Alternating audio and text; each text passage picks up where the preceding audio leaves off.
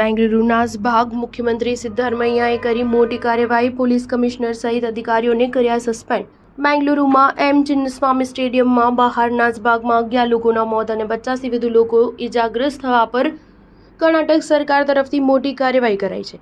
કર્ણાટકના મુખ્યમંત્રી સિદ્ધારમૈયાએ કહ્યું કે કબ્બન પાર્ક પોલીસ સ્ટેશનના inspector, station house master, station house officer, SP, central division DCP, cricket stadium પ્રભારી, અધિક પોલીસ કમિશનરને તાત્કાલિક અસરથી સસ્પેન્ડ કરી દેવાયા છે. મુખ્યમંત્રીએ પોતાના નિવેદનમાં કહ્યું કે કબ્બન પાર્ક પોલીસ સ્ટેશનના police inspector, station house master અને સ્ટેશન હાઉસ ઓફિસર સાથે જ સેન્ટ્રલ ડિવિઝનના એસપી, ડીસીપી, ક્રિકેટ સ્ટેડિયમ પ્રભારી અધિકારી, એડિશનલ કમિશનર ઓફ પોલીસ અને કમિશનર ઓફ પોલીસ આ તમામને તાત્કાલિક અસરથી સસ્પેન્ડ કરી દેવાયા છે. મુખ્યમંત્રી સિદ્ધારમૈયાએ વધુમાં કહ્યું કે હાઈકોર્ટના સેવાનિવૃત્ત જજ માઇકલ ડી કુન્હાની અધ્યક્ષતામાં એક સદસ્ય આયોગની રચના કરી છે, જે 30 દિવસમાં રિપોર્ટ સોંપાશે.